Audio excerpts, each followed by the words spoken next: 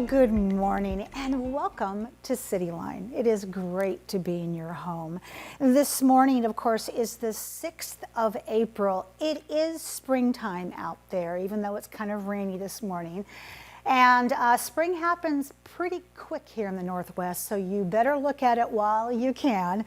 We have a wonderful show ahead of us. Later on in the hour, we'll be talking with Tacoma Concert Band. Gerard and Morris will be here to talk about what's happening in the spring in terms of the concert band and also what's coming up for next season. Tacoma Musical Playhouse is here, John Douglas Rake with Titanic the musical, and I'm a huge Titanic history buff fan, so we have that to look forward to. It's time again for the Veterans Resource Fair, so Tony and Veronica are here to talk about kind of what is the temperature out there right now, what their event does, and how they have worked through COVID on this. And right now with me, I have an individual who is the curator for the Tacoma Historical Society. I'm talking about Elizabeth Korsmo. Welcome back to the comfy couch. It's great to see you. Thank you so much for having me here. You bet. Let's talk about, we have a new exhibit that you are going to give us all the nuts and bolts about. Your new exhibit is Dreams and Dispossessions.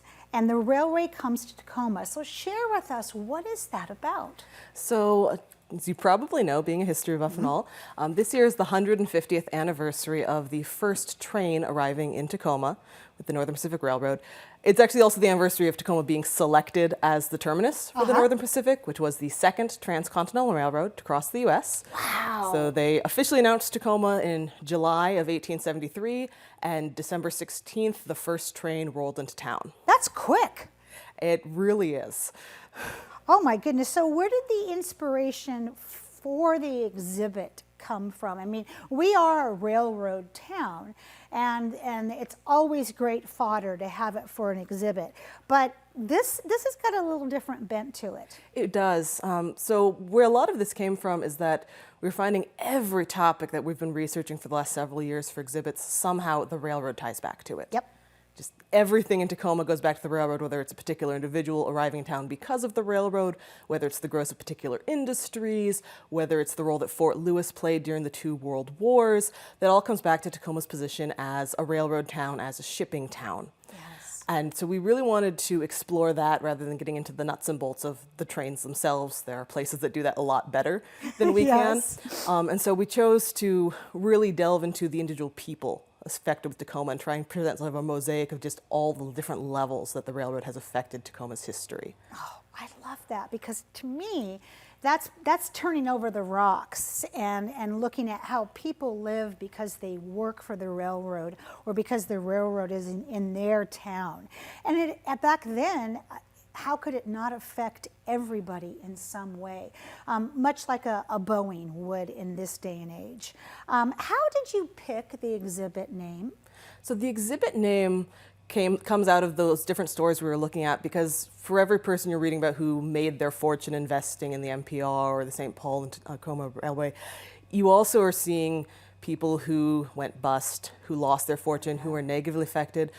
The really big obvious one comes the Puyallup tribe, whose struggles to maintain their land sovereignty took a huge turn with the railway's arrival and a lot of their land being basically stolen back from the federal government, stealing back land that had been guaranteed to them.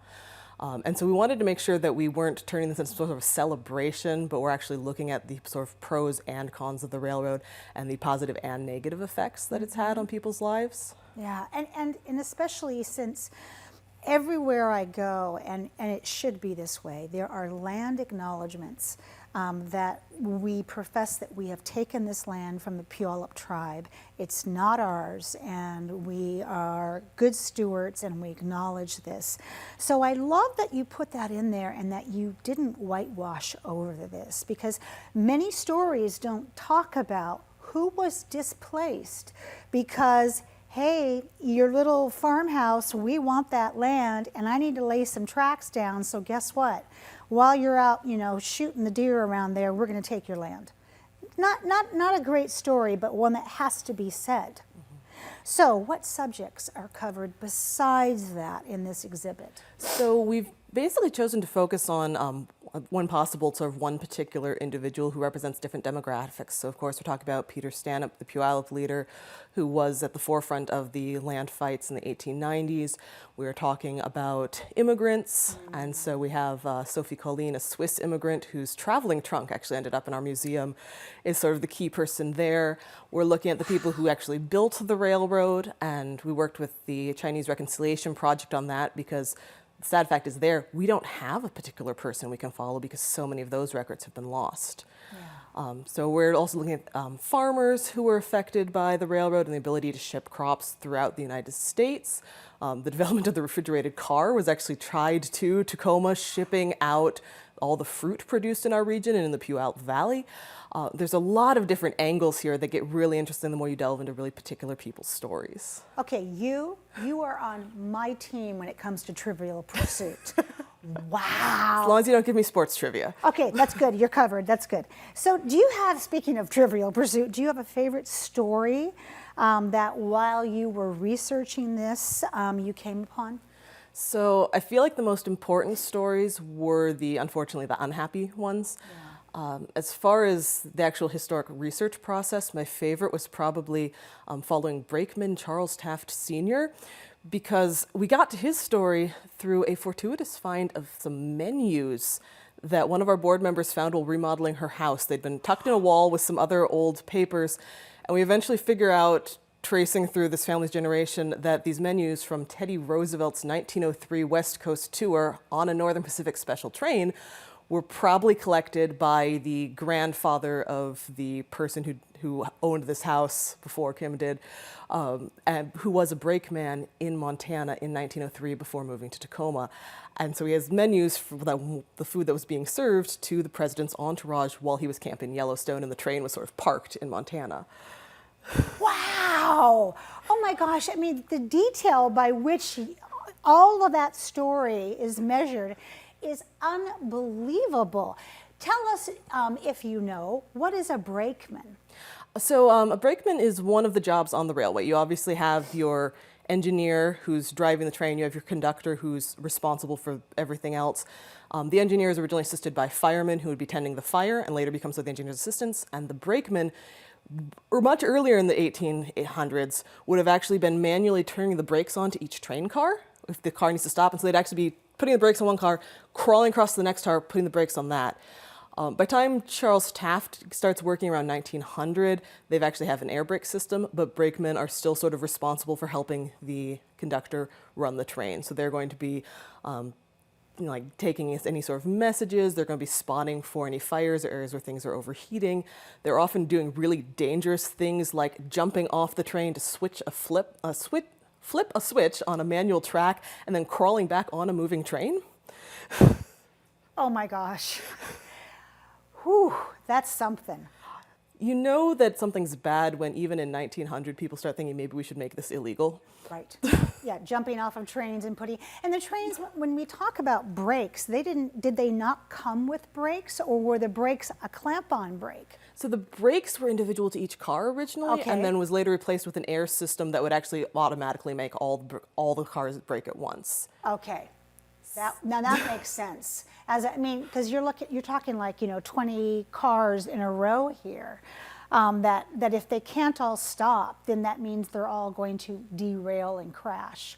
Oh my goodness. Okay, so did you work with any other institutions on this besides the great people who had a smart enough mind to keep those menus when they found them in the walls of their historic home?